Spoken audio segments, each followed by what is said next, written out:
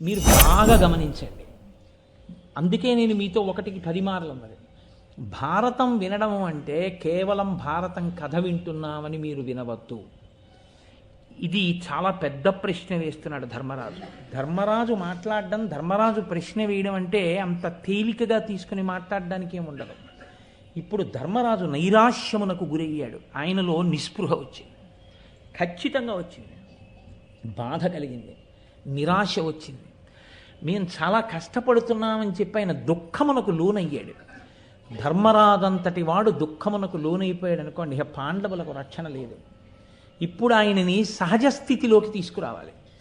ఆయనని సహజ స్థితిలోకి వచ్చేటట్టుగా మాట్లాడడం అంటే అందరూ మాట్లాడలేరు. ఆ మాట్లాడడానికి ఒక శక్తి ఉండాలి. ఆయనకి బోధ చెయ్యాలి అంటే దానికి ఒక స్థితి ఉండాలి, దానికి కొంత శాస్త్ర పరిజ్ఞానం ఉండాలి. ఎవరు పడితే వాళ్ళు ధర్మరాజుకు బోధ చేయడం కుదరదు. ఏమీ తెలియని వాడికి చెప్పచ్చు, అన్నీ తెలుసున్నవాడే బెంబేలు పడిపోతే ఆయనకి మీరు చెప్పగలిగింది ఏముంటుంది? ఒక్కటే చెప్పాలి, ఇన్ని తెలుసున్న మీరు బెంబేలు పడిపోతే ఇంకా మేము ఎవరికి చెప్తాం అని కదా చెప్పాలి. మీరు సాధారణంగా వింటుంటారు, కష్టం వచ్చినప్పుడు అన్నీ తెలుసున్నవాడు కూడా విచలితుడు అయ్యాడు అనుకోండి, ఈ మాటే అంటారు. మీరు 10 మందికి చెప్పవలసిన వారు మీరే ఇలా బాధపడిపోతే ఇంకా మేము ఎవరని చెప్పగలం మీకు అంటుంటారు. కాబట్టి ఇప్పుడు ధర్మరాజుతో ఈ మాట అనడానికి అర్హుడైన వాడు ఎవడుంటాడు ఆయన దగ్గర? ఎవరో ఉండాలి. ఉండకపోతే ఇప్పుడు ఆ జవాబు చెప్పడం కుదరదు. మీరు ఎవరు పెద్దరికం తీసుకుని మాట్లాడుతున్నాడో ఇప్పుడు ఆయన ఖచ్చితంగా పెద్దరికం ఉన్నవాడు. భారతంలో గొప్పతనం ఏమిటో తెలుసా అండి?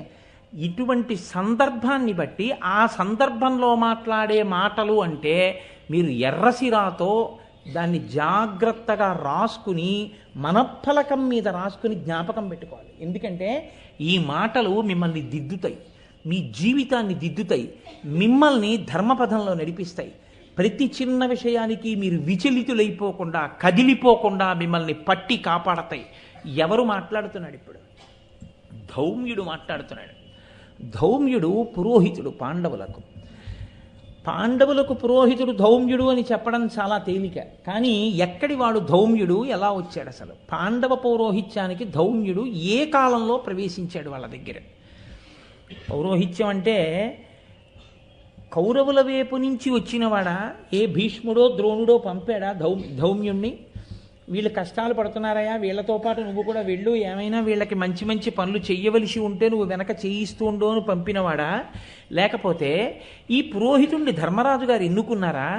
లేకపోతే ధౌమ్యుడు తనంత తానుగా వచ్చి నేను మీకు పౌరోహిత్యం చేస్తానని అడిగాడా? ఎక్కడి వాడి ధౌమ్యుడు? ఈ ప్రశ్న మీరు వేసుకోకుండా భారతాన్ని చదివేసుకోవడం అంటే, విరాట పర్వం చదివేసుకోవడం అంటే మీరు సరియైన విచారణ లేకుండా చదువుతున్నారని గుర్తు.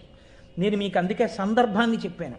ఇప్పుడు ధర్మరాజుతో మాట్లాడుతున్నాడు అంటే ఆయన సామాన్యుడు కాడు, ఖచ్చితంగా ఆయన శక్తివంతుడు, పురోహితుడు అని తెలుస్తోంది ధౌమ్యుడు. ఎక్కడి వాడు అంటే పాండవులు చిన్నతనంలో లక్క ఇంట్లో పెట్టి కాల్చేయడానికి ప్రయత్నించారు ధార్తరాష్ట్రులు. వాళ్ళు దాంట్లోంచి బయటపడ్డారు. బయటపడి పంచపాండవులు కుంతీదేవితో కలిసి బ్రాహ్మణ వేషాల్లో వెళ్ళిపోతున్నారు, మారువేషంలో తిరుగుతున్నారు. అప్పటికి ఎందుకు అలా తిరగడం అంటే ఒక ధర్మ సూక్ష్మం ఒకటి ఉంది లోకంలో.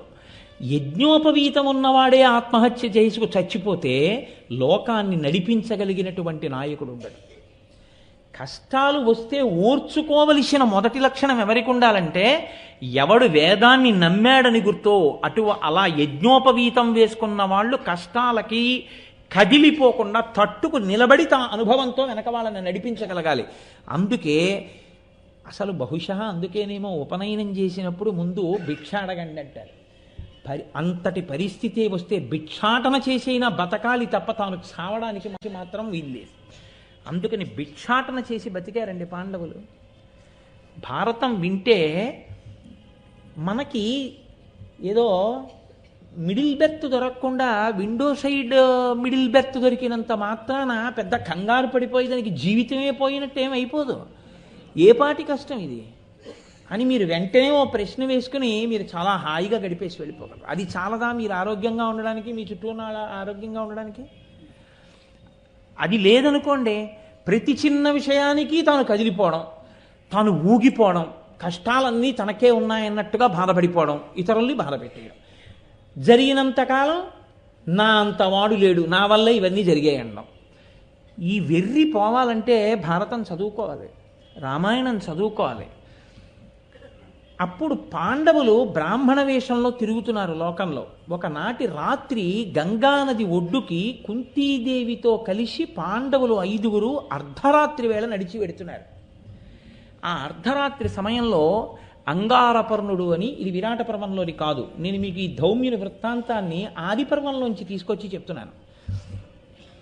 అంగారపర్ణుడు అనబడేటటువంటి ఒక గంధర్వుడు రాత్రి వేళ తన భార్యతో కలిసి కామసుఖాన్ని అనుభవించడం కోసమని ఆ గంగానది ఒడ్డుకొచ్చి రతిక్రీడలలో మునిగి ఉన్నాడు. ఆయన వీళ్ళ అడుగుల చప్పుడు విన్నాడు. విని, ఈ గంగా తీరంలో ఉన్నటువంటి ఈ ప్రాంతం అంతా నా ఆటపట్టు, ఇక్కడ కేవలం నేనే నా భార్యతో వినోదం కోసం వస్తాను. ఒక నియమం ఒకటి ఉంది, అసుర సంధ్య వేళకి ప్రాతఃసంధ్యకి ముందు ఉన్నటువంటి కాలంలో మనుష్యులు భూమి మీద నడవకూడదు. ఎందుచేత అంటే ఆ సమయం విషజంతువులకు, భూతములకు, ఉగ్రమైనటువంటి ప్రాణులకు, గంధర్వులకు, దేవతలకు మాత్రమే కేటాయింపబడినటువంటి సమయం. కాబట్టి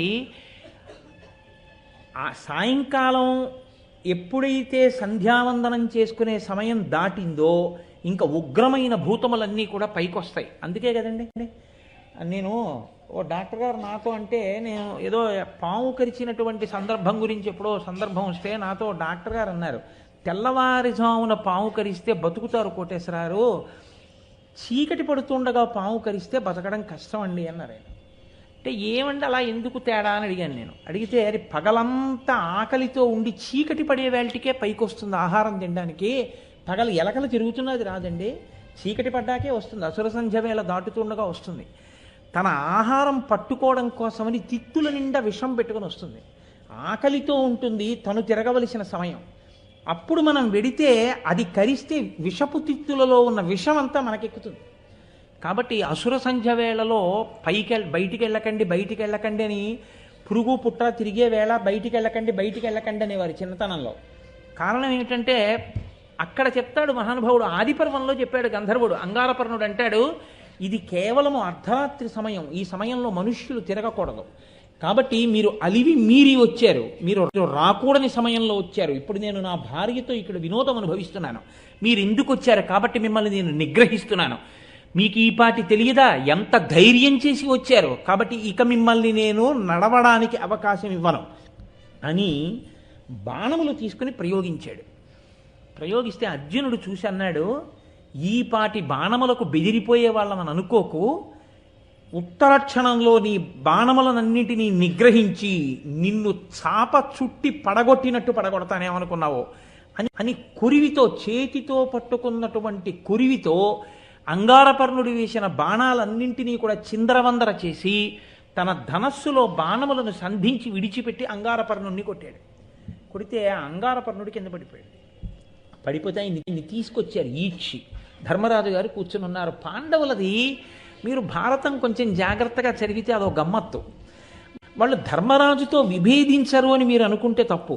ధర్మరాజుతో విభేదించకపోవడం అన్నది ఎప్పుడు ఉంటుందంటే ధర్మరాజుతో సమానమైనటువంటి, కానీ ధర్మరాజు గారి మీద భక్తి ఉంది, గౌరవం ఉంది, కాబట్టి ఇప్పుడు అంగారపర్ణుడి తీసుకొచ్చి ఆయన కాళ్ళ దగ్గర పారేశారు. ఆయనకి ధర్మరాజును చూస్తే సంతోషం, ఎందుకంటే నేను ఓడిపోయిన వాడిని, దెబ్బలు తిన్నవాడిని, నన్ను చంపేయకండి అని ఆ అంగారపర్ణుడి భార్య కూడా ధర్మరాజుని ప్రార్థన చేసింది, మీరు రాజులు కాపాడండి అంది. ఎలా కనిపెట్టింది రాజులని బ్రాహ్మణ వేషంలో ఉంటే? అంటే వాళ్ళ తేజస్సు తెలిసిపోతోంది, క్షాత్రధర్మం తెలిసిపోతోంది, చేసిన బాణ ప్రయోగం తెలిసిపోతోంది. ఇప్పుడు ధర్మరాజు గారు అన్నాడు, ధనస్సు చేతిలో లేనివాడు, విన్నిచ్చినవాడు, యుద్ధభూమిలో కిందకి ఒరిగిపోయినవాడు, శరణార్థినన్నవాడు, వాణ్ణి చంపకూడదు, కాబట్టి భీమార్జునులారా వాడిని వదిలేయండి అన్నావా అన్నారు, వదిలేశారు. ఇప్పుడు ఆ అంగారపర్ణుడు లేచి ఒక చిత్రమైన మాట అన్నాడు, ఇది భారతం అంటే. నిన్న మీకు 2 చెట్లు చెప్పానే, మీరు దేన్ని నమ్మాలో దాన్ని నమ్మారనుకోండి, మీకు 10 ఏళ్ల తర్వాత వచ్చే కష్టం ఏమిటో ఈశ్వరుడు ఇప్పుడు విరుగుడిచ్చేయడం మొదలు పెడతాడు. పుట్టగానే పోలియో వ్యాక్సిన్ ఇచ్చి జీవితంలో పోలియో రాకుండా చేసినట్టు ధర్మం పట్టుకున్న వాడికి ప్రమాదం రాకుండా వాడి జీవితానికి కావలసిన అభ్యున్నతిని ఈశ్వరుడు నిర్ణయం చేసి ఉంచుతాడు. అది పట్టుకోవడం వస్తే చాలు. ధర్మాన్ని పట్టుకున్నారు పాండవులు. భగవంతుడు వాళ్ళకి ఏది లేదో, ఏది ఉండాలో, ఏది రావాలో నిర్ణయం చేసేసాడు. వాళ్ళు ఆ అంగారపర్ణుడిని రక్షణ చేస్తే ఆయన అన్నాడు, మిమ్మల్ని చూస్తే నాకు చాలా సంతోషంగా ఉంది, నేను మీతో స్నేహం చేస్తాను. అర్జున, నీ బాణప్రయోగాన్ని చేసి నేను ముగ్ధుండైపోయానయ్యా, నీకు చాక్షుషీ విద్యనిస్తాను, తీసుకోమన్నాడు. చాక్షుషీ విద్య అంటే అందరికీ ఉండదు, ఒక్క గంధర్వులకే ఉంటుంది.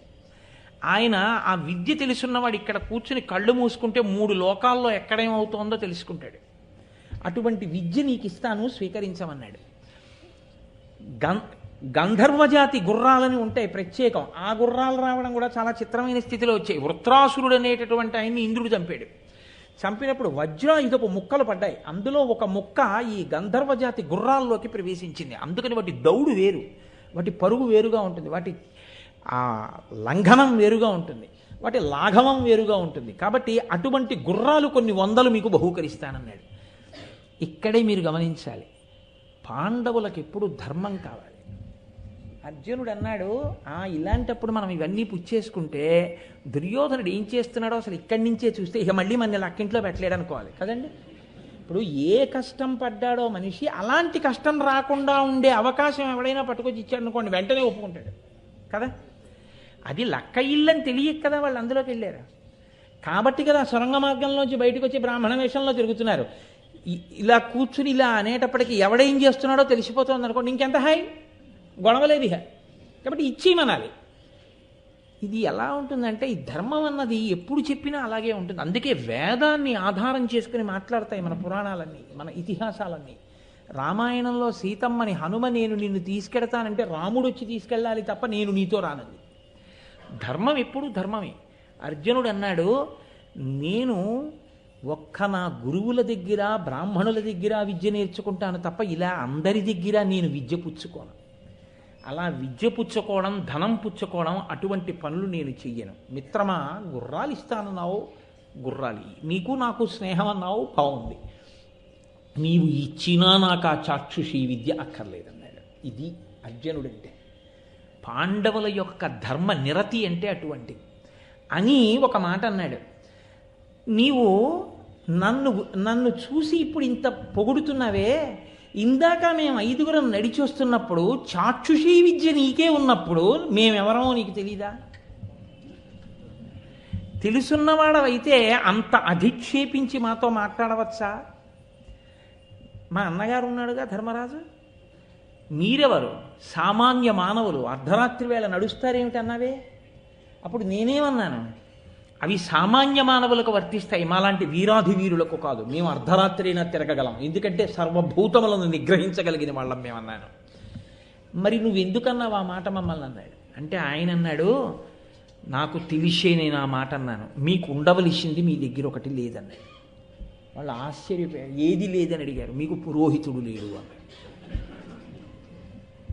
ఏం ఆ మాట అన్నావన్నారు. అవును, సుక్షత్రియులైనటువంటి వారు, ఇంత పరాక్రమోపేతులు, మీ వంటి వారు ఎప్పుడూ పురోహితుణ్ణి ముందు పెట్టుకుని నడవాలి.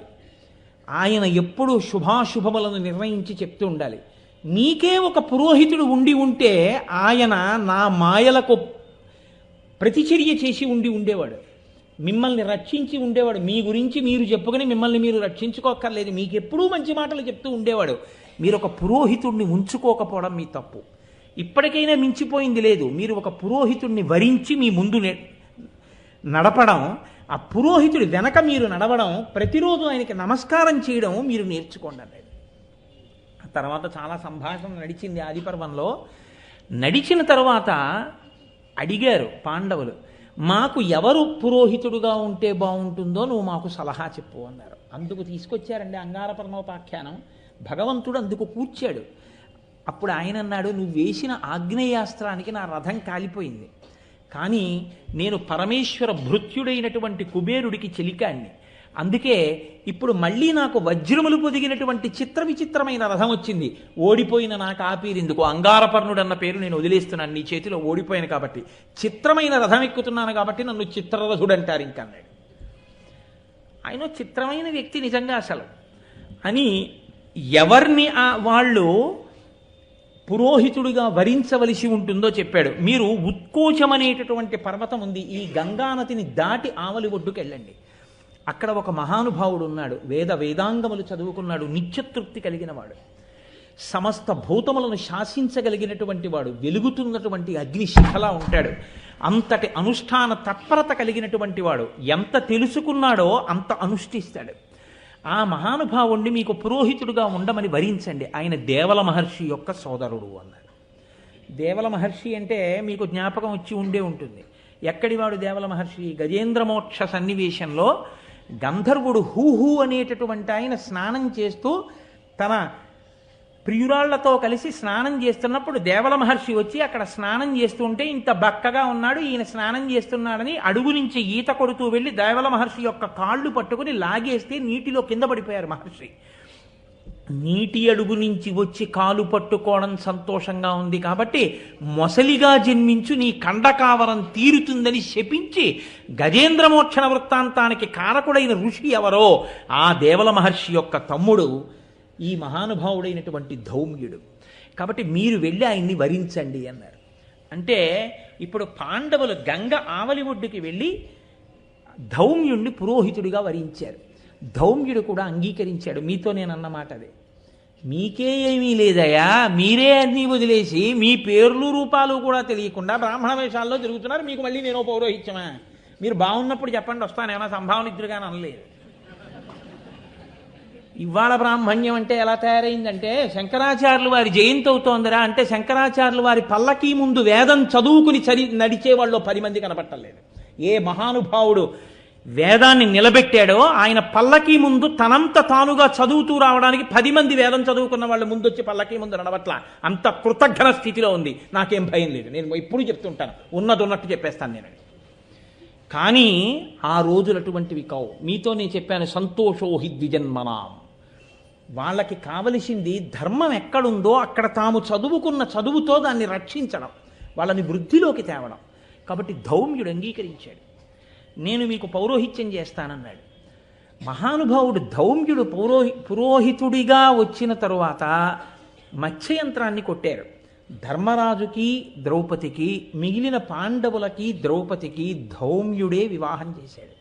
సరే, ఎక్కడో అక్కడ ద్రౌపదీదేవికి సంబంధించిన వృత్తాంతం వస్తుంది, ఇక్కడ కాకపోయినా ఆదిపర్వం చెప్పినప్పుడు వస్తుంది. ద్రౌపది పాండవుల వివాహ ఘట్టంలో అసలు అది ఎంత ధర్మబద్ధమో ఎంత గొప్పదో. అందుకే కదండి మహాభారతం అంతా సామెతల పుట్ట.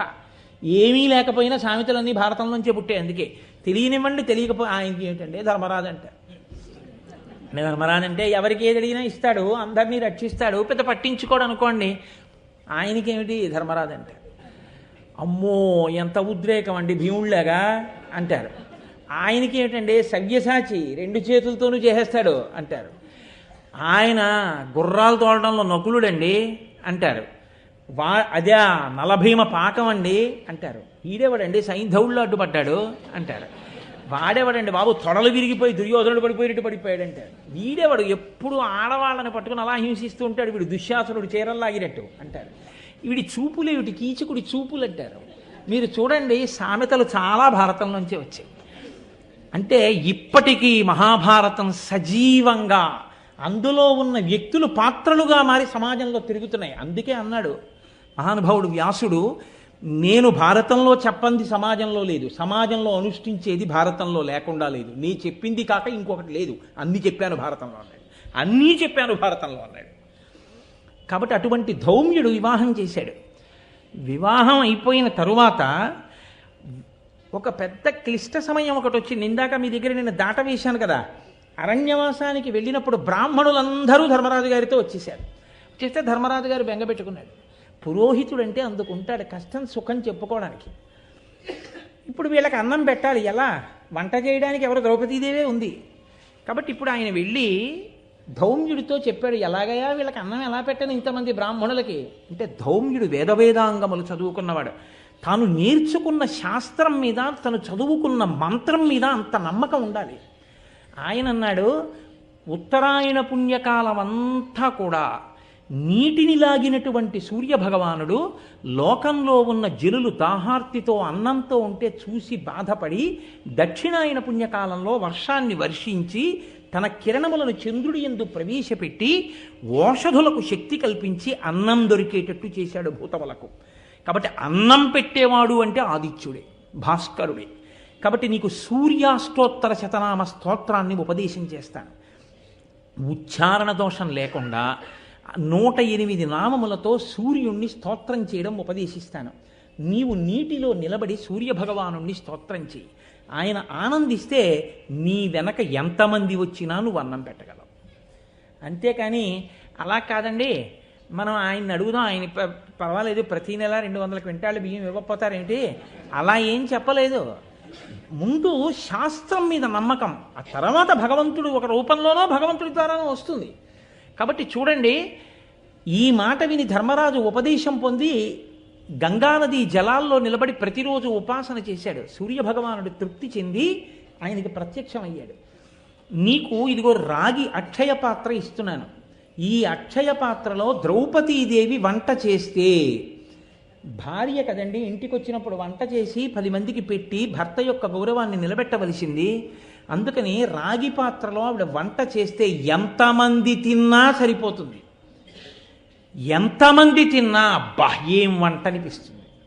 అలా ఉండేటట్టుగా నీకు నేను అక్షయ పాత్రను ఇస్తున్నానన్నాడు. ఆ అక్షయ పాత్రతోటే 12 సంవత్సరముల అరణ్యవాసంలో ఎంతమంది బ్రాహ్మణులకు ఎంతమంది అతిథులకు నిత్యతృప్తులయ్యేటట్టుగా ధర్మరాజు గారు అన్నం పెడుతూనే ఉన్నాడు. ఇప్పుడు చెప్పండి, ఒక పురోహితుడు నీకు ఉండాలని ఆనాడు వంగారపర్ణుడి రూపంలో ధౌమ్యుణ్ణి తీసుకొచ్చి పాండవుల పక్కన కూర్చోపెట్టడం ఎంత అవసరమైందో దాన్ని భగవంతుడు ధర్మాన్ని పట్టుకున్న వాళ్ళకి ఎలా కూర్చాడో చూడండి. అదే ధౌమ్యుడు కీచకుడు సైంధవుడు ద్రౌపదీదేవిని అపహరించి తీసుకెళ్ళిపోతుంటే ఆవిడ ధౌమ్యుడిని ప్రార్థన చేసింది. ఎవరు లేరు, పాండవులందరూ తలో దిక్కుకి వెళ్ళారు వేటకి. వెడితే సైంధవుడు నన్ను అపహరించి తీసుకెడుతున్నాడు, ధౌమ్యుడా నన్ను రక్షించు అంటే మహాపతివ్రత ద్రౌపదిని రక్షించాలని సైంధవుడి రథం వెంట పరిగెత్తాడు కేకలేస్తూ ఆక్కుండా.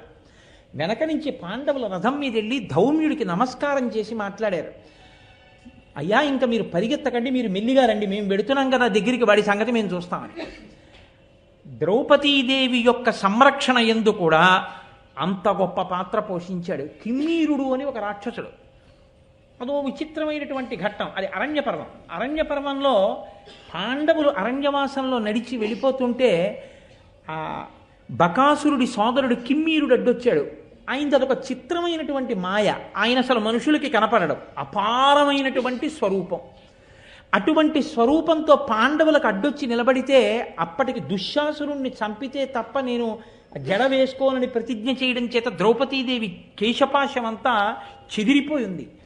ఆవిడ భయపడిపోయి కళ్ళు మూసుకుంది. ద్రౌపదీదేవి అంటే సామాన్యం కాదు, ఆవిడ అబలా అని మీరు అనుకోకండి. కీచకుడి కాళ్ళు చేతులు పొట్టలోకి జొనిపి మాంసపు ముద్దగా చేసిన తరువాత కాగడా వెలుతురులో అటువంటి కీచకుడిని చూసి సంతోషించింది ఆవిడ. అంతటి వీరపత్ని కూడా ద్రౌపది అంటే, ఏం మాటలు కాదు ద్రౌపదీదేవి అంటే. అటువంటి తల్లి కళ్ళు మూసుకుంటే ఆ మాయ తొలగితే తప్ప ఎదురుగుండా నిలబడినటువంటి రాక్షసుడు ఎవరో తెలియదు. అప్పుడు ధౌమ్యుడే రక్షోఘ్న మంత్రం వేశాడు. వేసి ఆ రాక్షసుడి యొక్క మాయ చెదిరిపోయేటట్టుగా చేసి కిమ్మీరుడు కనపడేటట్టు చేస్తే భీముడు వెళ్ళి కిమ్మీరుణ్ణి చంపాడు. అలా మహాభారతంలో ఎప్పుడు విన్నంటి ఉంటాడు. ఎన్ని రకాలుగానో రక్షణ చేశాడు. విరాట పర్వంలో పాండవులందరూ అజ్ఞాతవాసంలోకి వెళ్ళిపోతే వాళ్ళ అగ్నుల్ని పాంచాల దేశానికి తీసుకెళ్లి ఆరాధన చేసిన వాడు ధౌమ్యుడే, ఇంటి పురోహితుడిగా. ఆయనే ఉపపాండవులందరికీ నామకరణం చేశాడు. ఆయనే కురుపాండవ యుద్ధంలో కురుక్షేత్రంలో అనేక మంది వీరులు తెగటారిపోతే అంత్యేష్టి సంస్కారం చేయడానికి మంత్రాలన్నింటినీ చదివినవాడు ధౌమ్యుడే. కాబట్టి ధౌమ్యుడి పాత్ర అంత సామాన్యమైన పాత్ర కాదు. నేను ఎందుకు మీతో ఇంత విషయాన్ని ప్రస్తావన చేయవలసి వచ్చింది అంటే, విరాట పర్వంలో ఇవాళ ధర్మరాజు గారు ఉన్నటువంటి స్థితి అంటే సామాన్యమైన స్థితి కాదది. ఇప్పుడు ఆ స్థితిలో అంత నిరాశకి లోనైనటువంటి ధర్మరాజుతో మాట్లాడాలంటే ఎవరు పడితే వాళ్ళు మాట్లాడడం కుదరదు. ఆయనకి బోధ చేయడం అంటే మాటలు కాదు. ఇప్పుడు ధౌమ్యుడు లేచి అన్నాడు ధర్మరాజుతో, ధర్మ నిరూపకత్వమున ధైర్యమునన్ మహనీయ వృత్తి సత్కర్మ విధిజ్ఞతం చతురతామహిమన్ దృఢబుద్ధి ఎవ్వరుం ధర్మరాజు పాటికారనగా ధాత్రి ప్రసిద్ధుడవైన ఇట్టి నీ పేర్మికి నీడే దుర్దశల పెళ్ళునకున్ దురపిల్లుట అరయం. ఏమయ్యా ధర్మరాజా, ఇది నీ పేరుకి నీ కీర్తికి నీ శోభకి తగిన పనే నువ్వు చేస్తున్నది? నువ్వు ఇంత దుఃఖిస్తున్నావా? మా అంత కష్టాలు పడ్డవాడు ఎవరైనా ఉన్నారా అని అడుగుతున్నావా? అసలు ధర్మాన్ని నిరూపించడంలో ధైర్యానికి మారుపేరు ఎవరు అని అడిగితే నీ గురించే చెప్తారు. ఎవరు మహనీయుడు అంటే నీ పేరు చెప్తారు. ఎవరు సత్కర్మావలంబకుడు అంటే నీ పేరు చెప్తారు. ఎవడు తత్వపరిజ్ఞానం ఉన్నవాడు అంటే నీ పేరు చెప్తారు. ఇన్ని తెలుసున్నవాడివి, ఇంత గొప్పవాడివి నువ్వే కదిలిపోతే నీ తమ్ముళ్ళు ఏమైపోతారు? నువ్వు ఇలా మాట్లాడచ్చా ధర్మరాజా అంటూ ఒక అద్భుతమైన మాట అంటాడు. దేవతలకైన నొక్కొకచో వలయున కాదే శత్రుసూదన విధి కాలావాప్తికి మును తమ సద్భావంబులడంచి ఉడుగబడి ఉడంగం. ధర్మరాజా, నువ్వు ఒక్క విషయాన్ని బాగా జ్ఞాపకంలో ఉంచుకో. కాలం అనేటటువంటిది దాటడం ఎవ్వరికీ సాధ్యం కాదు. ఎంతటి వాళ్ళైనా సరే కాలమునకు వశవర్తులే.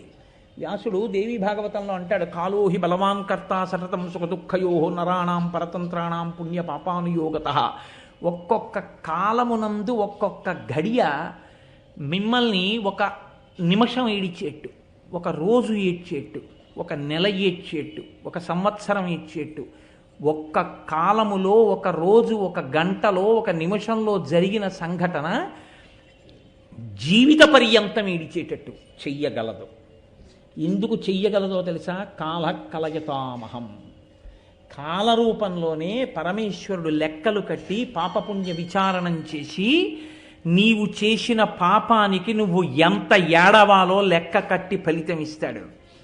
ఆ పాప ఫలితాన్ని ఈశ్వరుడు ఇచ్చేసిన తరువాత నువ్వు తిప్పను లేవు, నువ్వు దిద్దను లేవు. నువ్వు చెయ్యవలసింది ఏమిటంటే జీవితాంతం ఏడవడమే. కాలము ఎవ్వరూ దాట శక్యము కాదు. ధర్మజ, ఇప్పుడు మీరు కూడా అటువంటి కాలమునకు వశవర్తులై ఉన్నారు.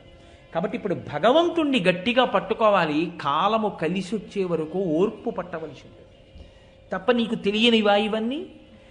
కాలము కష్టములో సుఖాన్ని ఇస్తోంది. 12 ఏళ్ల అరణ్యవాసం చెయ్యాలి. కానీ ఎందరో ఋషుల్ని దర్శించావు, ఎన్నో తీర్థాలు దర్శనం చేశావు, ఎందరో బ్రాహ్మణులకు అన్నం పెట్టావు, ఎంతో మందితో సత్కర్మలను గూర్చినటువంటి ప్రసంగాలు చేశావు. కాలమే ఎదురు తిరిగింది. కాలమే దాన్ని సక్రమంగా నడిచిపోయేటట్టు చేసింది. ఆ కాలమే అజ్ఞాతవాస రూపంలో ఇప్పుడు వచ్చింది. ఆ కాలమే ఈశ్వర రూపంలో నిన్ను అజ్ఞాతవాసం నుంచి గట్టు కూడా ఎక్కిస్తుంది. కానీ ఓర్చుకోవడం అన్నది మాత్రం నీకు రావాలి. ఆ ఓర్పు కానీ వదిలేశావా? ఇప్పుడు ఇదిగో ఎలా వదిలేసి బాధపడ్డావో అలా బాధపడ్డావో, ఓర్పు పోయిందో బయటపడిపోతారు. ఆ ఓర్పు పోకూడదు. ఎందుకో తెలుసా? ఎంత గొప్ప మాట చెప్తున్నాడో మీరు ఆలోచించండి. 12 నెలల అజ్ఞాతవాసానికి కావలసిన మానసికమైన అన్నాన్నంతటినీ వండి పెట్టేస్తున్నాడు ధౌమ్యుడు ధర్మరాజు గారికి, పాండవులకు. ఎందుకో తెలుసా అండి? ఓర్పు పోయిందనుకోండి, 1 గంట చాలు పాండవులు బయటపడిపోవడానికి. అర్జునుడంతటి వాడి కర్మ కాలిపోయిందండి. పరమశివుడంతటి వాడు సైంధవుడు తపస్సు చేస్తే ప్రత్యక్షమయ్యి అన్నాడు, పాండవులని గెలిచే వరం ఇమ్మని అడిగాడు. పాండవులను గెలిచే వరం అన్న వరం నువ్వు అడగకూడదు, నేను ఇవ్వలేనన్నాడు పరమశివుడంతటి వాడు. ఎందుకో తెలుసా? వాళ్ళ పౌరుష ప్రతాపములు అటువంటివి.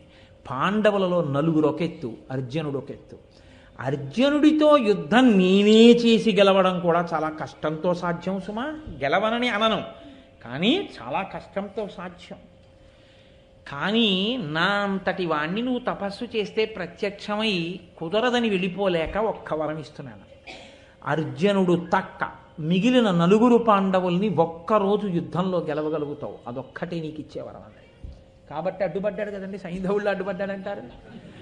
అర్జునుడంటే అంతటి వాడు. పరమశివుడి చేత సైంధవుడు వరం అడిగినప్పుడు స్తోత్రం చెయ్యబడ్డాడు. అటువంటి వాడు అసలు పురుషుడనిపించుకోవడానికి అర్హత లేకుండా పోయింది కదండి. పేడివాడై అంతఃపురంలో ఆడవాళ్ళకి నాట్యం నేర్పుకున్నాడు. అటువంటి వాడే కానీ ఒక్క క్షణం కోపగించుకున్నాడు అనుకోండి, భీమసేనుడే ఆగ్రహించాడు అనుకోండి, ధర్మరాజే ఆగ్రహించాడు అనుకోండి, అయిపోయింది అంతే అజ్ఞాతవాసం. దుర్యోధనుడు కష్టపడక్కర్లేదు, వాళ్ళు ఓర్పు పోతే చాలు. అందుకని అంటున్నాడు ధౌమ్యుడు, మీరిప్పటి వరకు ఉన్న పరిస్థితి వేరు. అరణ్యవాసం చేస్తున్నా ధర్మరాజు గారండి అని నమస్కారం చేశారు. ఆయన మహానుభావుడండి, ధర్మరాజు గారండి అన్నారు. కాబట్టి కాలం గడిచిపోయిందయా. ఇప్పుడు నిన్ను ధర్మరాజు గారు అనరు, నువ్వే పేరెట్టుకుంటావో ఆ పేరుతో పిలుస్తారు. నేను మీ పరిచారకుండండి అని పేరెట్టుకుని ఎవరింటికో వెళ్ళామనుకో, ఆ చీపురు కట్టి ఇలా పట్టరా అంటారు. రాజసూయాగం చేసిన వాడినయా, నీకు చీపురు కట్ట పట్టరానా? అయిపోయింది అంతే నీ అజ్ఞాతవాసం. ఇప్పుడు నీకు కావలసింది ఓర్పు. కాలము పరీక్షకి ఎదురు నిలబడింది, ఇప్పుడు నువ్వు ఓర్పుతో నిలబడాలి. అది కోల్పోతున్నావని నాకు భయంగా ఉంది ధర్మజ. లేకపోతే నీ నోటి వెంట ఈ మాట రావచ్చా? ఇంత ధర్మం తెలుసున్నవాడివి, రాకూడదుగా. కాబట్టి ఏమి మాట్లాడాడండి నిజంగా ధౌమ్యుడు ఆ రోజున. ఆయన అన్నాడు, నిషదాద్రియంత నిమిషపతి ప్రచ్ఛన్న సంచరణమున వర్తించుటయును, అదితి గర్భంబున అవతారమై వామనాకారమున హరి అడగుటయును, జనని ఊరు ప్రదేశంబున అతి నిగూఢంబుగా ఔర్వుండు దాగుటయును, ధేను శరీర విలీనుడై అజ్ఞాత చర్య మార్తాండు సలుపుటయును.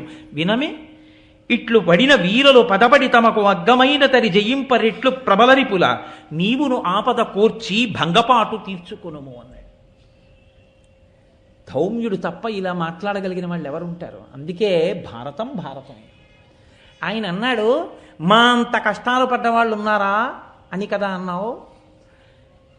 తనకన్నా కష్టాలు పడ్డవాళ్ళు ఉన్నారు అని గుర్తొస్తే కదండి తను కష్టం తట్టుకోగలిగేది.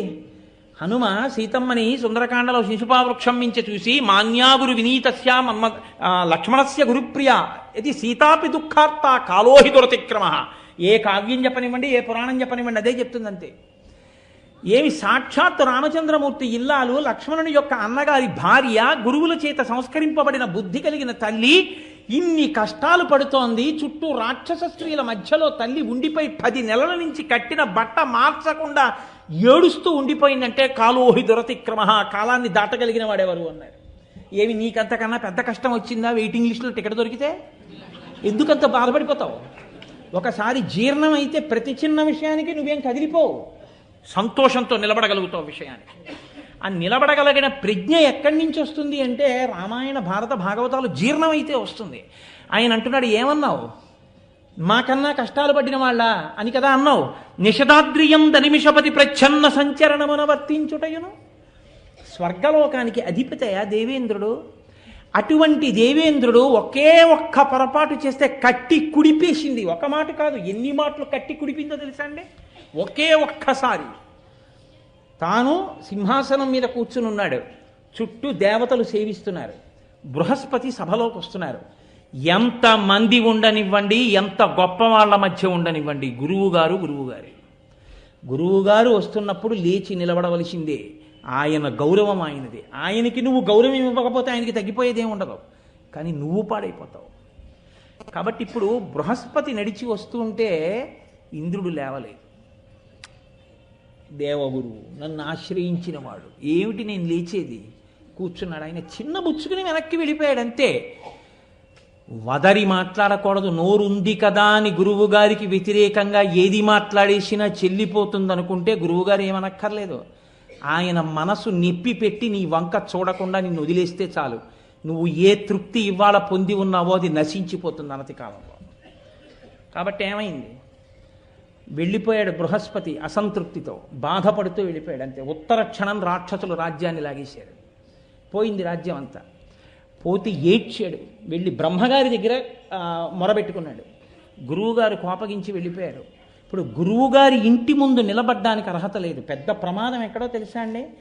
ఎన్ని కష్టాలు వచ్చినా నువ్వు గురువుగారి ఇంటికి వెళ్ళి చెప్పుకోగలిగిన స్థితిని మిగల్చుకుంటే నీకు ఉపశాంతికి శాంతికి ఢోకా లేదు. ఆయన కష్టాన్ని మార్చలేడేమో, కానీ తన మాటలతో సేద తీరుస్తాడు. ఆ గురువుగారి ముఖం చూడడానికి అవకాశమే నీవు పోగొట్టేసుకుంటే, గురువుగారు నీ ముఖం చూసి మాట్లాడడానికి ప్రసన్నుడు కాకుండా ఉన్న స్థితిని నువ్వు తెచ్చేసుకుంటే ఇంకేం కావాలి? ఇంకంతకన్నా కష్టమే ఉంది. ఇప్పుడు చెప్పుకోవడానికి బృహస్పతి ఇంటికి వెళ్ళడానికి లేదు. బృహస్పతి మాట్లాడరు. ఇంటికి వెళ్ళగలవేమో, మాట్లాడలేవు. ఎందుకని లేదు ఇప్పుడు నీకు అవకాశం. ఇక గురువు నీతో మాట్లాడడానికి సిద్ధంగా లేరు. కాబట్టి ఇప్పుడు బృహస్పతి దగ్గరికి వెళ్ళలేక చతుర్ముఖ బ్రహ్మగారి దగ్గరికి వెళ్ళాడు. వెడితే బ్రహ్మగారు అన్నారు, గురువు గురువే, గురువు ఆగ్రహానికి వశుడవయ్యావు, కాబట్టి ఇప్పుడు నువ్వు చెయ్యగలిగింది ఒక్కటే, గురువు యొక్క వైభవాన్ని తెలుసుకున్నావు కాబట్టి గురువు గారు ప్రసన్నుడయ్యేంత వరకు ఆ స్థానంలోకి అందాక ఒకరిని పెట్టుకుని పూజించు. పోన్లే మారాడు కదా అని మళ్ళీ గురువు ప్రసన్నుడవుతాడు. విశ్వరూపుణ్ణి తీసుకొచ్చాడు, మారాడా ఇంద్రుడు? ఆయన తన మాతృ సంబంధమైన రాక్షసులకి హవిస్సులు ఇస్తున్నాడని కోపం వచ్చి ఆయన కుత్తుక కత్తిరించాడు. తండ్రి అయిన త్వష్ట ప్రజాపతి హోమం చేశారు. హోమం చేసి ఇంద్రశత్రు వివర్ధస్వ అంటూ హోమం చేశాడు ఆయన. ఇంద్రువుని సంహరించగలిగిన శత్రువు ఉద్భవించుగాక అని స్వరం తప్పి ఇంద్రుడి చేతిలో సంహరింపబడేటటువంటి శత్రువు జన్మించుగాక అని అర్థం వచ్చింది. స్వరం ప్రధానం మంత్రానికి. ఇప్పుడు అందులోంచి వృత్రాసురుడు వచ్చాడు. భయంకరమైన రూపంతో 3 లోకాలని గడగడలాడిస్తున్నాడు. ఇంద్రుణ్ణి మింగేశాడు ఆయన. నారాయణ కవచాన్ని పారాయణ చేస్తున్నాడు కాబట్టి బతికి బట్టగట్టాడు. అటువంటి వృత్రాసురుణ్ణి చంపడానికి మార్గం లేక మహానుభావుడు శ్రీమన్నారాయణుడికి మొరపెట్టుకుంటే, మామూలు వస్త్రాలతో నువ్వు ఆయన్ని ఏం చేస్తావురా, వృత్రాసురుణ్ణి ఏం చెయ్యలేవు, మహానుభావుడు బ్రహ్మజ్ఞాని త్యాగమూర్తి దధీచి దగ్గరికి వెళ్ళి గురువు యొక్క వైభవం ఏమిటో తెలియాలి ఇంద్రుడికి. దధీచిని వెళ్ళడుగు శరీరమే ఇచ్చేస్తాడు. ఆయన ఎముకలతో విశ్వకర్మ నీకు ఆయుధం చేసిస్తాడు, వజ్రాయుధం. వెళ్ళమంటే దధీచిని అడిగారు. అది గురు వైభవం అంటే. దధీచి అన్నాడు, శరీరం ఎప్పుడో అప్పుడు పడిపోతుంది, ఒకరి ఉపకారానికి పడిపోతే ఏం కావాలి తీసుకోండని కుంభకం చేసి ప్రాణాలని పైకి తీసుకొచ్చి ఆత్మని చైతన్యంలో కలిపేసి శరీరాన్ని విడిచిపెట్టాడు. దధీచి యొక్క ఎముకలతో ఆనాడు తయారు చేసిన వజ్రాయుధాన్ని చేత పట్టుకుని వృత్రాసుడిని సంహరించాడు. చంపడం తేలిక చంపేశాడు. కానీ ఇప్పుడు బ్రహ్మహత్యాపాతకం వెంటబడింది. అది వృద్ధ స్త్రీ రూపంలో ఎర్రటి చీర కట్టుకుని కుష్ఠరోగంతో క్షయరోగంతో ఒంట్లోంచి చీము నెత్తురు కారుతుంటే పుల్లటి వాసనతో ఊపిరిలో చేపల కంపుతో ఎక్కడికి వెడితే అక్కడ వెంటొచ్చింది. 10 దిక్కులు తిరిగాడు, ఊర్ధ్వలోకాలకు వెళ్ళాడు. ఎక్కడికి వెళ్ళినా తన వెనకాతలే ఉంది. అసలు ఆవిడ వెనక ఉన్నంత వరకు ఇహ మనశ్శాంతి లేదు. ఇప్పుడు ఎక్కడికి వెడితే తన వెంటపడ్డం మానేస్తుందని ఆలోచించాడు. ఈశాన్యం పరమేశ్వర స్థానం కాబట్టి ఈశాన్యమున ఉన్న మానస సరోవరానికి ఎడతానన్నాడు. అందుకని మానస సరోవరానికి గొప్పతనం వచ్చింది. మానస సరోవరం దగ్గరికి వెళ్ళి పరమేశ్వర స్థానానికి దగ్గరలో ఉంది కాబట్టి దానిలో కూడా పైకి ఎక్కడ తల తిప్పితే కనపడుతుందోనని ఒక తామర తూడులోకి దూరి కూర్చున్నాడు 1000 ఏళ్ళు. ఈలోగా నహుషుడు ఇంద్రుడయ్యాడు. ఇంద్రుడై ఇంద్ర పదవిలో కూర్చోవడం కాదు, శచీదేవిని పొందాలన్నాడు. ఇన్ఛార్జి పోస్టులోకి వచ్చినవాడు ఇన్ఛార్జి పోస్టులో ఉండాలి. అలా ఉండడం మానేసి ఇంద్రుడి భార్య శచీదేవి కావాలన్నాడు. అప్పుడు ఆవిడ వెళ్ళి బృహస్పతిని అడిగింది, ఎలా నాకు తప్పుతుంది ఈ ప్రమాదం అని. గురువు ప్రసన్నుడు. ఆవిడికి ఆపద వచ్చిందనేటప్పటికీ ఇంద్రుడు ప్రవర్తించిన కృతజ్ఞతని మరిచిపోయాడు. సప్తర్షులు మోసిన పల్లకి ఎక్కి రా, నీకు భార్యనవుతానని చెప్పన్నాడు. సప్తర్షుల పల్లకీలో రా అంది. అంటే వెర్రివాడు సప్తర్షులతో పల్లకీ మోయిస్తున్నాడు. అగస్త్యుడు పొట్టివాడు. ఆయన పాపం గబగబా అడుగులు వేయలేకపోతున్నాడు. ఈయనకి తొందర, ఎప్పుడెప్పుడు శచీదేవి పొందుదామా అని. అందుకని ఆయన్ని తొందర చేసి సర్ప అన్నాడు. తొందరగా అన్నాడు. ఆయనకి కోపం వచ్చి పైకి చూసి అన్నాడు, సర్ప అని నన్ను పొడుస్తావు, పొట్టివాడిని, కాళ్ళు ఇంతకన్నా పడవు, సర్ప అని నన్ను తోసావు కాబట్టి నువ్వు పైనుంచి కిందకి సర్పం అయిపోడు అన్నాడు. పామై కింద పడ్డాడు.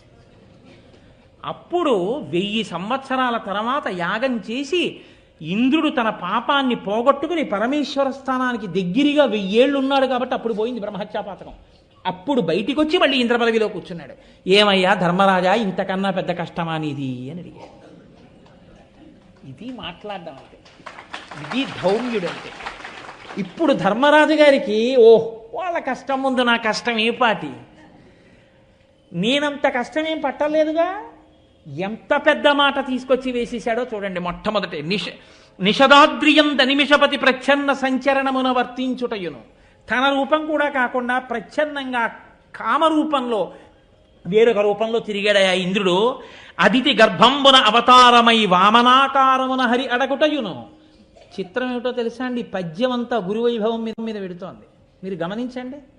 ఎందుకో తెలుసా, చెప్పడం తేలికండి అంటాడేమో, అలా అనడు ధర్మరాజు. చెప్తున్న గురువుల మాట వినాలి. ఎందుకు అదితి గర్భంలో అడిగాడు వామనమూర్తి అయి అణగి ఉన్నారట. ఎవరు? శ్రీ మహావిష్ణువు. ఎవరు శ్రీ మహావిష్ణువు అంటే సమస్త విశ్వమునందు వ్యాపించి ఉన్నవాడు. ఇందుగలడు అందులేడని సందేహము వలదు చక్రి సర్వోపగతుండు, ఎందెందు వెదకి చూచిన అందందే కలడు దానవాగ్రణి వింటి. అటువంటి వాడు అదితి కడుపులో అణిగి మణిగి పడున్నాడు కొన్ని నెలలు. ఏమి ఎందుకు పడి ఉండాలి అలాగా? ఒక్కటే కారణం. ఒకానొకప్పుడు ఇంద్రుడు బృహస్పతి యొక్క అనుగ్రహాన్ని పోగొట్టుకుని కాదు, ఇంద్రుడు బృహస్పతిని ఎంత సేవించాడో అంతకన్నా సేవించాడు బలిచక్రవర్తి శుక్రాచార్యుల వారిని. గురువుగారి ప్రసన్నత అంటే అంతే. శుక్రాచార్యుల వారు అనుగ్రహించారు. రావయ్య, ఇంత సేవ చేశావు, నీకు వైభవం ఇప్పిస్తానన్నాడు. విశ్వజిత్ యాగం చేయించాడు. యాగం పూర్తయింది. యాగమధ్యంలోంచి బ్రహ్మాండమైనటువంటి స్వర్ణ తేరు పైకొచ్చింది. దాని మీద వస్త్రం కప్పి ఉంది. దానిని పూంచినటువంటి సింహాలు, దానికి అక్షయమాన తూణీరాలు, గొప్ప ధనస్సు, ఆయుధాలు అన్నిటితో రథం పైకొచ్చింది. బలిచక్రవర్తి ఆ రథం మీద కూర్చుని ఇంద్రుణ్ణి ఓడించడానికి అని చెప్పి దేవలోకానికి వెళ్ళాడు. వెడితే ఆయన ఉద్ధతికి తట్టుకోలేకపోయాడు. తట్టుకోలేక ఇంద్రుడు బృహస్పతి దగ్గరికి వెళ్ళాడు. వెళ్ళి, నేను ఇవాళ బలిచక్రవర్తిని ఎదిరించి నిలబడలేకపోతున్నాను, ఎలా నేను ఈ ఇంద్రవైభవం నిలబెట్టుకోవడం అన్నాడు. ఆ రోజున బృహస్పతి చెప్పిన మాట ఏమిటో తెలుసా అండి? గురువుగారి అనుగ్రహంతో ఇవాళ బలిచక్రవర్తి నిన్ను కూడా నిగ్రహించగలిగిన స్థితికి వచ్చేశాడు. గురువులంతా సేవించాడు. గురువు అనుగ్రహం మనశ్శాంతికి కారణం. నీవు ఇంత వైభవంతో ఉన్నవాణ్ణి తొలగదోయగలిగిన శక్తి ఎక్కడిదంటే ఆ గురువుగారి అనుగ్రహం. కాబట్టి ఇప్పుడు నీకున్న ఒకే ఒక మార్గం, కాలం కలిసి వచ్చే వరకు పదవి వదిలిపెట్టి పారిపోవడమే. కాలం కలిసి రావడం అంటే ఏమవ్వాలి? గురువు అనుగ్రహం బలిచక్రవర్తికి పోవాలి. బలిచక్రవర్తికి గురువుగారు అనుగ్రహం పోవాలంటే ఏం చేయాలి? గురువుగారిని అధిక్షేపించాలి. గురువుగారు చెప్పిన మాట పక్కన పెట్టేయాలి. నేను విననాలి. గురువుగారిని తిట్టక్కర్లేదు, గురువుగారిని విమర్శించక్కర్లేదు. గురువుగారిని చెప్పిన మాట చెయ్యనంటే చాలు, గురువుగారికి కోపం వస్తుంది. గురువుగారిని తిట్టడమే మొదలెడితే కాబట్టి ఎంత ప్రమాదం వస్తుందో చూపిస్తుంది భారతం. కాబట్టి ఇప్పుడు ఏం చేశాడు? ఆ గురువుగారికి దూరం అవ్వాలి. అయ్యేంత వరకు నువ్వు వేచి ఉండాలి. వేచి ఉండాలి కాబట్టి వెళ్ళిపో అంతే. ఎంత కష్టం పడ్డాడో తెలుసా అండి? మళ్ళీ ఇంద్రుడు చెప్పుకుంది అదితి. నేను మీతో తరచుగా ప్రస్తావన చేస్తూ ఉంటాను. ఎండకన్నెరుగని ఇంద్రుని ఇల్లాలు పలుపంచలను జాలి పడెను నేడు. ఆఖరికి ఆ జయంతాదులు శబరార్భకుల వెంట చనిరి నేడు. అమరులకు ఆధారమవు అమరావతి అసురులకు అటపట్టయ్య నేడు. బలి జగములనెల్ల బలిగిచునున్నాడు వాని గెలువరాదు వాసవనకు. యాగభాగమెల్ల అతడు ఆహరించును కడగి దేవతలకొక్క కడియ నీడు అని చెప్పుకుంది. ఇవాళ బలిచక్రవర్తి ఏ స్థితికి వెళ్ళిపోయాడో తెలుసా? రాజ్యాన్నంతటినీ ఆక్రమిస్తే, ఇంద్రుడు ఎక్కడైనా ఉన్నాడని తెలిస్తే శత్రుశేషం మిగలకూడదని చంపేస్తాడేమోనని అరణ్యాలు పట్టి పారిపోయాడు. నా కోడలు ఎండకన్నెరుగని శచీదేవి ఎక్కడో పలు పంచలను జాలి పడిన నేడు 10 ఇళ్లల్లో ఊడిగం చేసుకుంటోంది. కలిమి గారాబు బిడ్డలు జయంతాదులు శబరార్భకుల వెంట తనిరి నేడు. ఐశ్వర్యానికి మారుపేరైనటువంటి జయంతాదులు ఇంద్రుడి కొడుకులు ఎక్కడో ఆ బిల్లుపుత్రులతో కలిసి అరణ్యంలో ఆడుకుంటున్నారు. అమరులకాధారమవు అమరావతి అసురుల కాటపట్టయ్యనేడు. దేవలోకానికి రాజధాని అయిన అమరావతి రాక్షసులు ఇవాళ ఆటపట్టుగా స్వీకరించారు. బలి జగములనెల్ల బలియిచునున్నాడు వాని గెలువరాదు వాసవునకు. ఇవాళ ఇంద్రుడు గెలవలేడు. నా కొడుకు రాజ్యభ్రష్టుడైపోయాడు. ఆఖరికి నా కొడుకు పరిస్థితి ఎలా అయిపోయిందంటే, కడగి దేవతలికొక్క కడియనీయుడు. హవిస్సులు ఇస్తూ ఉంటే బలిచక్రవర్తి అంతా పుచ్చుకుంటున్నాడు. ఇంద్రుడికి వెళ్ళవలసిన హవిర్భాగాన్ని కూడా ఇంద్రుడికి ఇవ్వట్లేదు. అన్నం లేక ఏడుస్తున్నాడయా నా కొడుకు. నా కొడుక్కి ఎలా వస్తుంది మళ్ళీ ఇంద్ర పదవిని అడిగింది. ఎవరిని? కశ్యప ప్రజాపతిని అడిగింది. గురుస్వరూపం. యోమే భర్తా సమీ గురు తం నిత్యమనురక్తాస్మి యథారూపాం సువర్చల అంటుంది సీతమ్మ. భర్తని మించిన గురువు లోకంలో ఉండడు. కాబట్టి భర్త గారిని అడిగింది. ఆయన అన్నాడు, నన్ను అడుగుతావే? భగవంతున్ పరమున్ జనార్దనన్ కృపాపారీడు సర్వాత్మకున్ శ్రీహరి సేవ చేయు మతడున్ సంతుష్టును పొంది నీకకు ఇష్టార్థములెల్లనిచ్చు అఖిలార్థావ్యాప్తి చేకూరిడిన్ భగవత్సేవల పొందరాది బహు సౌభాగ్యంబులన్ ప్రేయసి. నన్ను అడుగుతాయేటి? పరమాత్ముడు సేవిస్తే పొంగిపోయేవాడు శ్రీమన్నారాయణుడిని అడుగు, ఆయన ఇస్తాడు వైభవం అన్నాడు. ఇప్పుడు ఆవిడ వ్రతం చేసింది, వచ్చాడు, వచ్చినవాడు ఎదురుగుండా నిలబడినవాడు ఆయన ఆవిడ్ని వరం అడిగాడు. అది విచిత్రం. ఎందుకు అడిగాడో తెలుసా అండి? ఒక్కటే కారణం, గురువుల అనుగ్రహానికి బలిచక్రవర్తిని దూరం చేయాలి. దూరం చేసేస్తే చాలు, అయిపోతుంది, అంతే, కథ నడిచిపోతుంది. కాబట్టి ఇప్పుడు ఆయన అన్నాడు, అమ్మా నాకే కోరికగా ఉందమ్మా నీ కడుపున పుడతానం, నాకున్ వేడుక పుట్టు నీ సుతుడనై నర్తించి వర్తింపగా, నీ కోడండ్రును నీ కుమారవరులు నీనాథుడు నీవును సంశ్లోకింపన్ సతులున్ పతుల్ సమ్మోదింప రాత్రించరుల్ శోకింపన్ భవదీయ గర్భమున తేజోమూర్తి జన్మించదం, నాకున్ వేడుక పుట్టు నీ సుతుడనై నర్తించి వర్తింపగా. అమ్మ నీ కొడుకులు కోడళ్ళు నీ భర్త సంతోషించేటట్టు నీ కడుపున పుట్టాలనుందమ్మా, అమ్మ పుట్టనా అమ్మా అని అడిగాడు. అడిగితే ఆవిడ పొంగిపోయింది, అంతకన్నా భాగ్యమా, తప్పకుండా పుట్టవయ్యా అని. ఆవిడ అసలు ఎందుకు తపస్సు చేసింది, ఎందుకు చేసింది వ్రతం? ఇంద్రుడికి రాజ్యం కోసం. ఇంద్రుడికి రాజ్యం ఇవ్వడానికి ఈశ్వరుడు ఇంద్రుడికి తమ్ముడు అయ్యాడు, ఉపేంద్రుడు అయ్యాడు, అదితికి కొడుకుగా పుట్టి.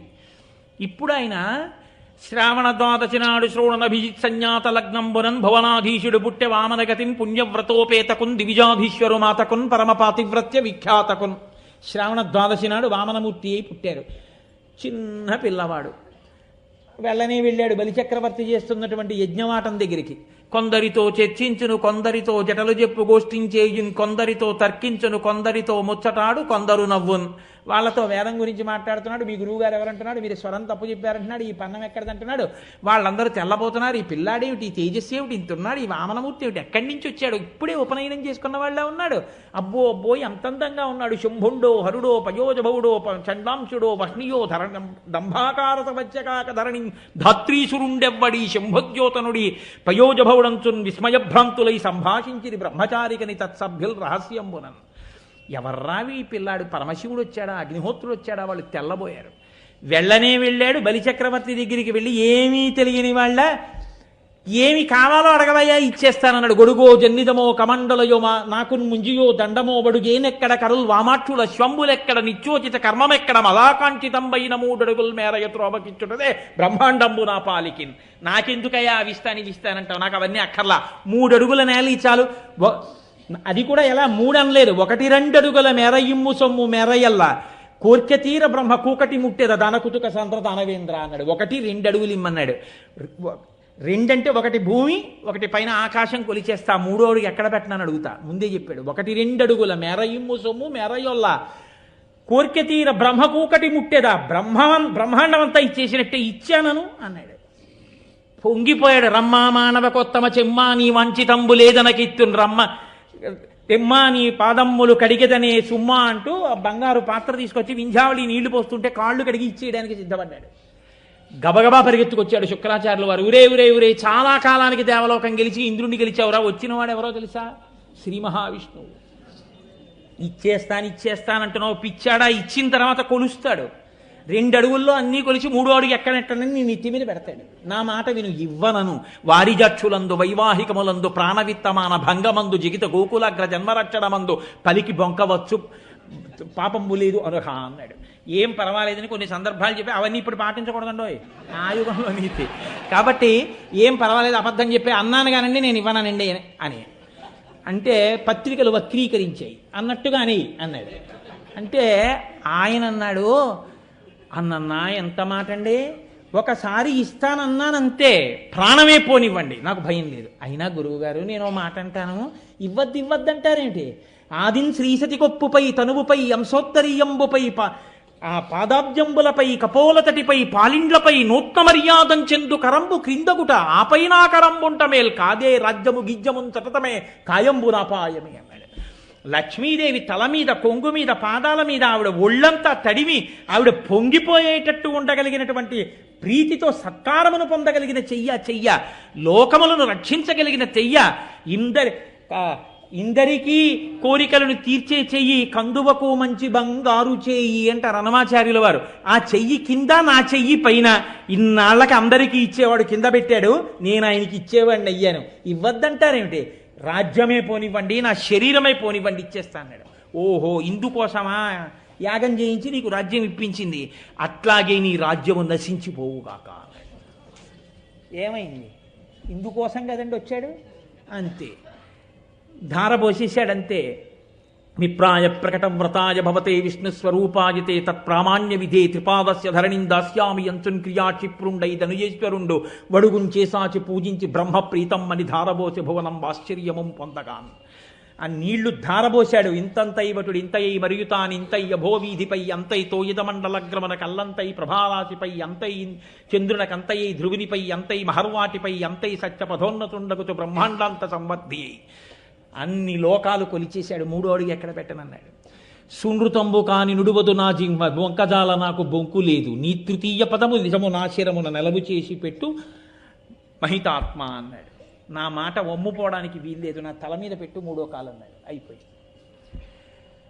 అయినా ఇస్తానన్న మాటకి కట్టుబడిపోయావు కాబట్టి నిన్ను నేను తీసుకెళ్లి పాతాళలోకానికి అధిపతి చేస్తున్నాను. ఎవ్వరూ దర్శించడానికి కూడా వీలు లేని నా లోకాన్ని తర్వాత నువ్వు పొద్దుదువు కానీ నాలో ఐక్యం అవుదువు కానీ అని వరం ఇచ్చారు. కాబట్టి గురువుల అనుగ్రహానికి దూరం అవడం దూరం అయింది.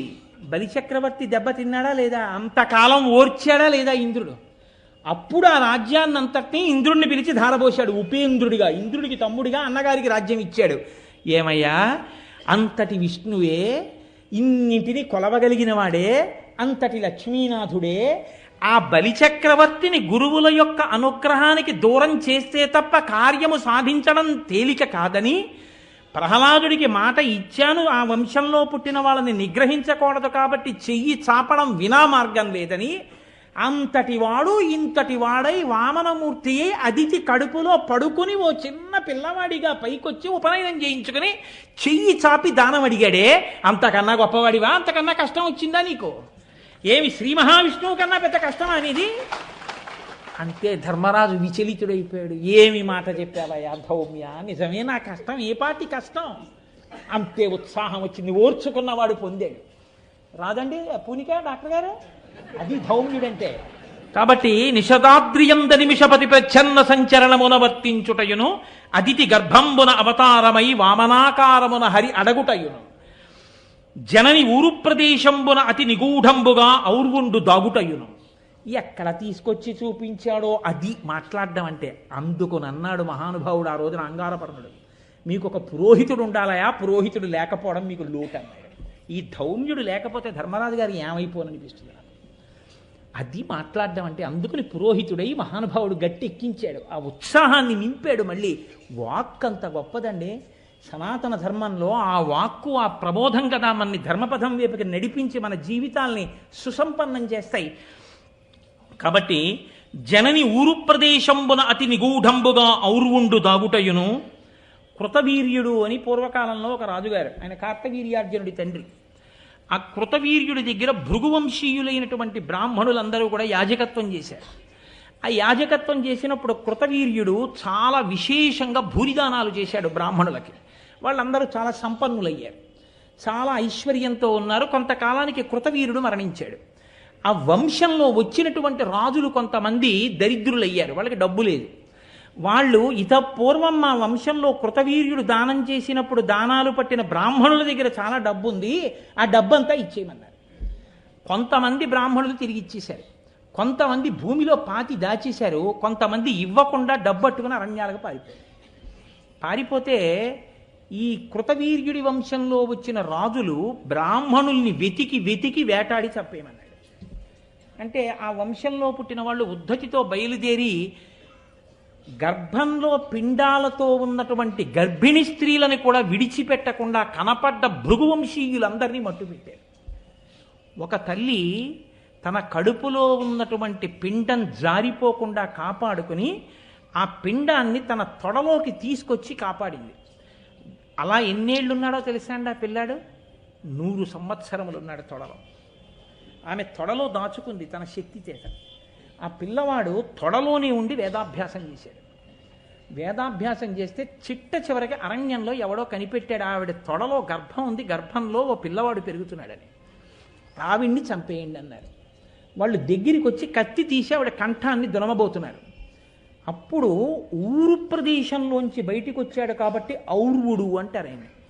ఆ పిల్లవాడు వెంటనే తొడలోంచి బయటికి వచ్చి వాళ్ళని తీవ్రమైన దృష్టితో చూశాడు. వాళ్ళందరికీ కళ్ళు పోయాయి. కళ్ళు పోతే వాళ్ళు భయపడి ఏడిచారు ఆవిడ కాళ్ళ మీద పడి. ఆవిడంది, నా కాళ్ళ మీద పడి ఏడమైన ఎందుకు, ఆ పిల్లాడి కాళ్ళ మీద పడండి అది. ఆయన మళ్ళీ దృష్టినిచ్చాడు. కానీ నా వంశంలో భృగువంశీయులందరినీ కూడా సంహరించారు కాబట్టి 3 లోకములు లేకుండా చేసేస్తానని అపారమైన తపశ్శక్తితో ఒక పెద్ద అగ్నిహోత్రాన్ని సృష్టించాడు. 3 లోకాలని కాల్చేస్తానని. అప్పుడు ఆయన పితృదేవతలు ఆయనకి ప్రత్యక్షమై అన్నారు, వాళ్ళు మమ్మల్ని చంపలేదయా, మేమే కావాలని వాళ్ళ చేతిలో చచ్చిపోవడానికి ఆ కపట నాటకం ఆడాం. ఎందుకంటే మేము పూర్ణ వైరాగ్యం పొందాం. ఇంకా మాకు ఎంత మాత్రమూ ఈ భూమండలం మీద ఉండడం ఇష్టం లేకపోయింది. ఎంత తొందరగా ఈ శరీరాలు విడిచిపెడతామా అని చూసాం. మా అంత మేము చచ్చిపోతే అపరాధం. అందుకని రాజదండనకి గురి అవడం కోసం నేరము కాని పని చెయ్యాలి. ప్రభువు ఆగ్రహానికి గురి కావాలి. అది మాకిచ్చిన సొత్తు, మేము దాచుకుంటే తప్పు కాదు. మేము దాచుకున్నాం. ఆయనకు ఆగ్రహం వచ్చి చంపేస్తాడని తెలుసు. అలా చంపేస్తే తొందరగా శరీరాలు వదిలిపెట్టి ఊర్ధ్వలోకాలకు వెళ్ళిపోదామని కావాలని ఆ పని చేసి మేము వదిలాం. తెలియక వాళ్ళు అనుకున్నారు మేమే చంపామనుకున్నారు. నువ్వేమనుకున్నావంటే మమ్మల్ని వాళ్ళు చంపారనుకుని ఇప్పుడు 3 లోకాల్ని కాల్చడానికి అగ్నిహోత్రాన్ని సృష్టిస్తున్నావు తపస్సు చేసి. నాయనా, నీ కోపాన్ని ఉపసంహారం చెయ్యన్నారు. నా కోపాన్ని ఉపసంహారం చేశాను, కానీ నేను తయారు చేసి లోకం మీద విడిచిపెట్టేయడానికి సిద్ధంగా ఉంచిన ఈ అగ్నిహోత్రాన్ని ఇప్పుడు ఏం చేయనని అడిగాడు. అయితే వాళ్ళన్నారు, ఈ అగ్నిహోత్రాన్ని గుర్రం రూపంలో సముద్ర గర్భంలో ప్రవేశపెట్టు, బడబాగ్ని అని పిలుస్తారు. అది సముద్ర గర్భంలో ఉంటుంది. అదే ఉప్పెన రూపంలో వచ్చినప్పుడు అందులోని కణికే కనపడుతుంటుంది. సముద్రం వేడి నీరు వచ్చిందని, అగ్నిహోత్రం కనబడి పెద్ద ప్రకాశం కనపడింది అంటుంటారు. ఆ అందులో బడబాగ్నిగా ఉండిపోయింది ఔరువుడి యొక్క కోప జ్వాల. ఆయన తపస్సు చేసి సృష్టించిన అగ్నిహోత్రమే హయ రూపంలో, గుర్రం రూపంలో అందులో ఉండిపోయింది. సముద్రంలో బడబాగ్నిగా ఉండిపోయింది. కాబట్టి సముద్రంలో విడిచిపెట్టమన్నారు. సముద్రంలో విడిచిపెట్టాడు. ఏమయ్యా, తల్లి కడుపులోంచి 9 నెలలు దాటగానే లోపల ఉండలేక తల కిందకి కాళ్ళు పైకి ఉండి తన మలమూత్రములు తానే అందులో విసర్జించుకుని అమ్మ పెట్టినటువంటి అన్నం నాభిగొట్టంలోంచి లోపలికి ఎక్కుతూ ఉంటే లోపల శరీరం పెరిగిపోతుంటే ఇరుకులో ఉండలేక 9 నెలలు దాటగానే జీవుడు పరమేశ్వరుణ్ణి ప్రార్థన చేస్తాడు. ఈశ్వర, ప్రసూతివాయు రూపంలో నన్ను బయటికి తోసేవా అని అడుగుతాడు. అప్పుడు ఈశ్వరుడు బయటికి తోసేస్తే అమ్మయ్యా బయటికి వచ్చాననుకుంటాడు. గర్భస్థ నరకం. మరి ఔరువుడు ఎన్నేళ్ళు ఉన్నాడు అమ్మ తొడలో? బయటికి వచ్చి నేర్చుకోవలసిన విద్యలన్నీ తొడలో పడుకుని చదువుకున్నాడు. ఇంత కష్టపడి చదువుకున్నది ప్రతీకారం కోసం చదివాడు. ఇంత ప్రతీకారం తీర్చుకుందాం అనుకునే వేళటికి పితృదేవతలు ఇలా మాట్లాడితే అగ్నిహోత్రాన్ని తీసుకెళ్లి సముద్రంలో విడిచిపెట్టాడు. ఎంత కష్టపడ్డాడయ్యా ఔరువుడు! అంతకన్నా పెద్ద కష్టం వచ్చిందా నీకు 1 సంవత్సరం అజ్ఞాతవాసం చేయడానికి? ఎంత పెద్ద మాట చెప్పారండి, ఎంత గొప్ప సన్నివేశం చెప్పారండి. ఇది ధౌమ్యుడంటే. జనని ఊరు ప్రదేశంబున అతి నిగూఢంబుగా ఔర్వుండు దాగుటయును, ధేను శరీర విలీనుడై అజ్ఞాతచర్య మార్తాండు సలుపుటయును. మధ్యందిన మార్తాండు అంటారు. లోకములను శిక్షించగలిగినటువంటి, తపింప చేయగలిగినటువంటి శక్తి కలిగినటువంటి పరమాత్మ అనేకమైనటువంటి స్థితులలో గుర్రం రూపాన్ని దాల్చాడు. ఒకానొకప్పుడు తన భార్యయే గుర్రం రూపంలో విహరిస్తోందని తెలుసుకుని తాను కూడా గుర్రం రూపాన్ని పొంది ఆమెతో కలిసి క్రీడించి పుత్రుణ్ణి కన్నాడు. అలాగే ఒకానొకప్పుడు సురభి అనేటటువంటి ఒక ధేనువుతో కామదృష్టితో కోరుకున్నప్పుడు బ్రహ్మగారి యొక్క అనుగ్రహం చేత ధేను శరీర విలీనుడై, అంటే ఆమె శరీరమునందు తన తేజస్సుని కలిపిన వాడై చెరించాడు. అంతటి మార్తాండ స్వరూపం ఉన్నవాడు అంతటి కష్టాన్ని పొందాడు ఒకప్పుడు ప్రియభామిని యొక్క సమాగమం కోసమని. ఏమి అంతకన్నా పెద్ద కష్టం నువ్వు పడుతున్నావా? వినమే, ఇట్లు వడిన వీరులు పదపడి తమకు అగ్గమైన తరి జయింపరెట్లు ప్రబల రిపుల. అంతంత పెద్ద పెద్ద శత్రువుల్ని గెలవడం కోసమని ఇంతంత మహానుభావులు ఇన్నిన్ని కష్టాలు పడి 100,000 సంవత్సరములు కష్టాలకి ఓర్చారు. ఓర్చి తిరిగి తమ తమ స్థానములను తాము దక్కించుకున్నారు. ఆ ఓర్పు ఉంది కాబట్టి, కాలం ఎదురొచ్చినప్పుడు తట్టుకుని నిలబడ్డారు కాబట్టి ఇవాళ మళ్ళీ వాళ్ళు ఆ స్థితిలో నిలబడ్డారు. ధర్మజ, నువ్వు ఆ స్థితిని వదిలిపెట్టేస్తే నువ్వు ఆ ఓర్పుని కోల్పోతే నువ్వు ఎలా ఈ కష్టాన్ని తట్టుకుంటావు, ఎలా కాలానికి ఎదురు నిలబడగలుగుతావు? కాబట్టి నీవు కూడా ఆపద కోర్చుకొనుచు భంగపాటు తీర్చుకొనము. నీకు వచ్చిన ఆపదని ఓర్చుకుని నిలబడగలిగావా, నీకు వచ్చిన భంగపాటు తీర్చుకుంటావు. నీకు ఎవరు కష్టం కల్పించారో వాళ్ళని ఓడించి రాజ్యభ్రష్టుల్ని చేసి మళ్ళీ నువ్వు రాజ్యం పొంది నీ తమ్ముళ్ళు సుఖం పొందాలంటే ఓర్చుకోవడం రావాలి నీకు. ఆపదని ఏడాది ఈ ఓర్చుకోవడం అన్నది పోయి దుఃఖం వచ్చేసిందా, ఆ ఓర్పు పోతుంది. అందుకని తాళు, ఓర్చుకో, ఆపదని తట్టుకో. ఈ మాటలు విన్నాడు ధర్మరాజు. అంతే, వెంటనే అన్నారు ఉపశమనం పొందాడు, మళ్ళీ స్వస్థితిని పొందాడు. నిజమే, నేను ఇలా విచలితుడను కాకూడదనుకున్నాడు. వాక్కు ఎంత గొప్పదో మీరు చూశారా? ఆ సమయానికి అలా చెప్పగలిగిన పురోహితుడు దొరికాడు కాబట్టి ధర్మరాజు గారు మహానుభావుడు మళ్ళీ చక్కటి స్వాంతన పొందాడు. ఇప్పుడు పాండవులందరూ కలిసి అజ్ఞాతవాసానికి బయలుదేరాలి. ధర్మరాజు అన్నాడు, ఒకసారి భీముడి వంక చూశాడు. ఆయన పెద్ద బెంగంతా భీముడి గురించి. ఎలా వింటాడు మాట? ఆయన అననే అన్నాడు, అర్జునుడని ఏనుగుని ఆ రోజున నువ్వు వదిలేసి ఉంటే కౌరవులనే పద్మాలున్న వనాన్ని ఎప్పుడో కలచి వేసి మనం ఈ పాటికి సింహాసనం మీద కూర్చుందాం అన్నాయా? వద్దు అన్నావు కదా ఆ రోజున. అన్నావు, ఇదే భయం రా తమ్ముడా నీతో.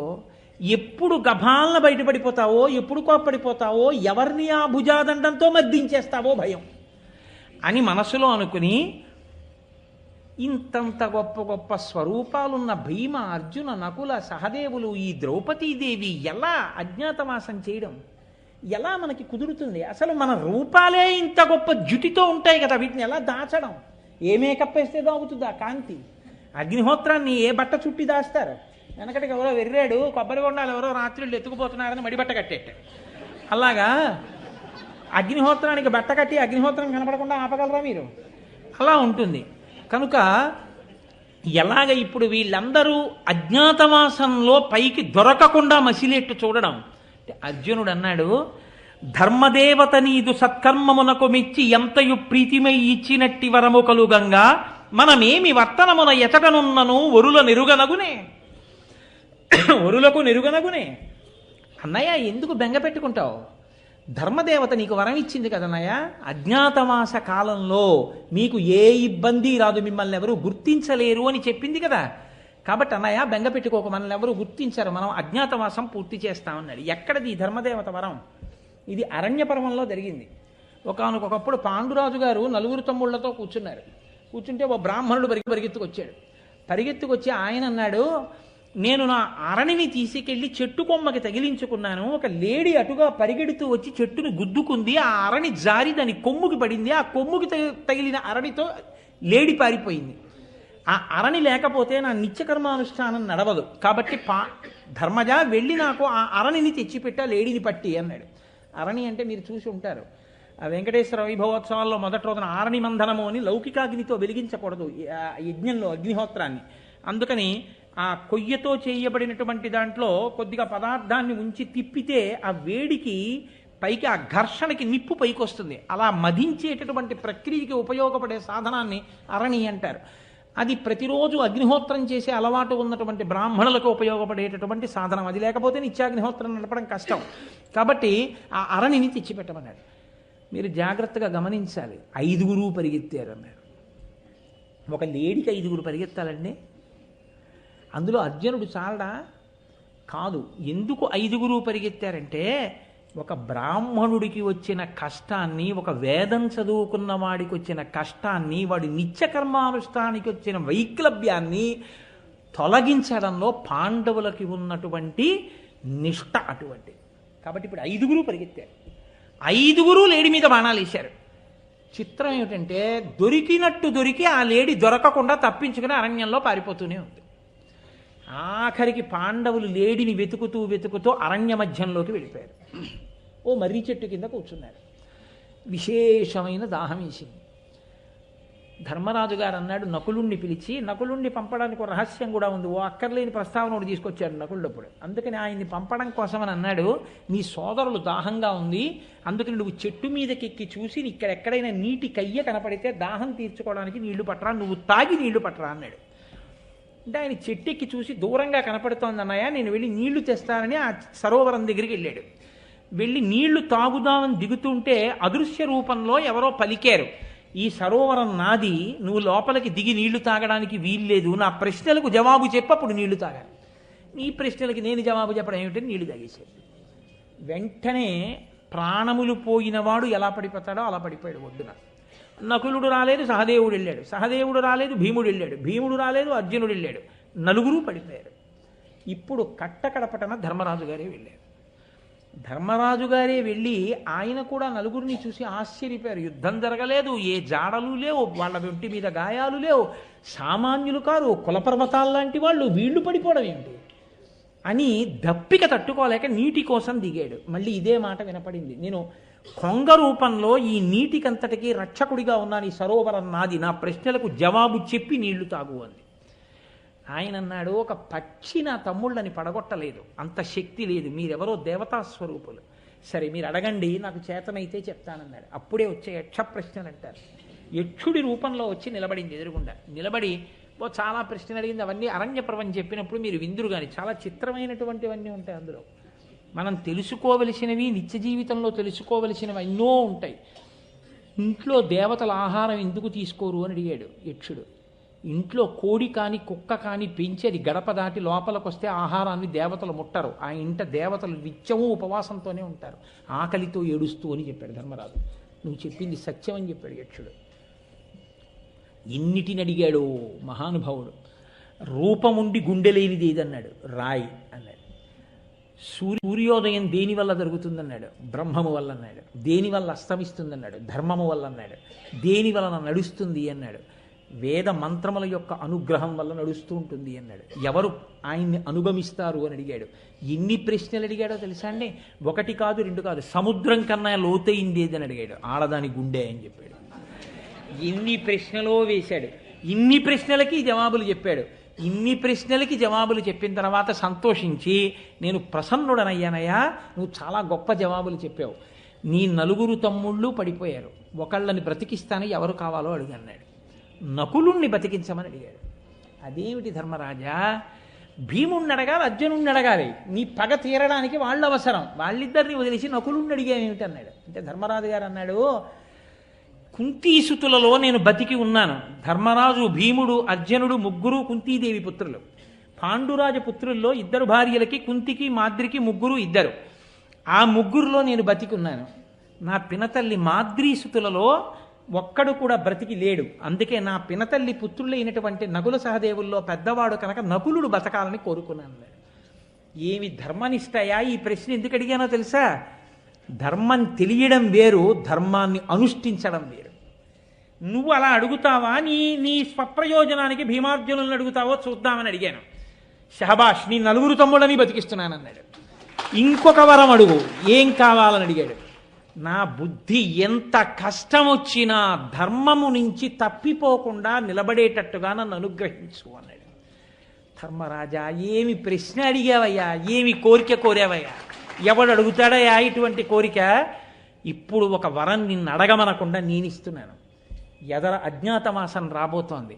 అజ్ఞాతవాసంలో మీరు ఏ రూపాన్ని పొందుదామని సంకల్పం చేస్తే దానికి తగినట్టుగా మీరు మారిపోతారు.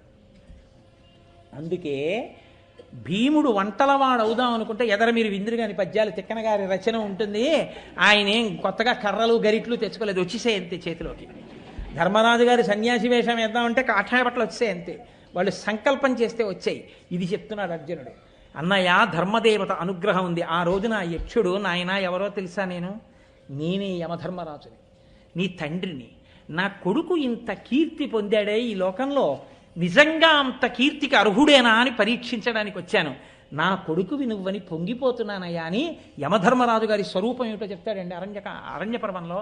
అందరూ యమధర్మరాజు గారు అంటే చంపేయడం అనుకుంటారు. పరమ ధర్మస్వరూపం, సత్యం, నిష్ఠ, తపస్సు, దమం, ఇవన్నీ నా స్వరూపాలని చెప్పాడు. కాబట్టి నిన్ను చూసి పొంగిపోతున్నాను రా పుత్ర అన్నాడు. అదిగో ఆ ధర్మదేవత వరం ఉంది కదా అన్నయ్య మనకి. కాబట్టి ఇప్పుడు అజ్ఞాతవాసంలో మన ఎవరు పట్టుకుంటారు? ఆయన వరం ఉండగా మనం ఏ వేషం వేసినా రక్తి కట్టేస్తుందంతే. మన్ని పట్టుకోగలిగిన వాళ్ళు లేరన్నయ్య. కాబట్టి ధర్మదేవత నీదు సత్కర్మమునకు మెచ్చి ఎంతయు ప్రీతిమై ఇచ్చినట్టి వరము కలుగంగా మనమేమి వర్తనమున ఎచటనున్నను ఒరులకు ఎరుగనగునే. మనం ఎక్కడుంటే మాత్రం, ఎలా ప్రవర్తిస్తే మాత్రం, ఏ వేషం కడితే మాత్రం ఎవరు మనని కనిపెడతారన్నాయా? బెంగలేదు లేదు. కాబట్టి ఎవరెవరం ఏ వేషంలో ఉందామో, ఏ రాజ్యంలో ఉందామో, ఎలా ఉందామో, ఎక్కడుందామో నువ్వు నిర్ణయం చెయ్యన్నయ్యా అన్నాడు. సరే చెప్తాను రా అన్నాడు. ఆలోచిస్తున్నాడు ధర్మరాజు గారు. పరమ సంతోషంగా ఉన్నాడు. ఇప్పుడు ధర్మదేవత వరం జ్ఞాపకానికి వచ్చింది. ధౌమ్యుడి మాటలు విన్నాడు. ధర్మరాజు గారు పరమ ప్రశాంతమైన స్థితిలో సంతోషంగా ఇప్పుడు తాను ఒక నిర్ణయం చెయ్యబోతున్నాడు. ఈ నిర్ణయం చెయ్యబోతున్నాడు కాబట్టి వాళ్ళ రాత్రికి ధర్మరాజు గారిని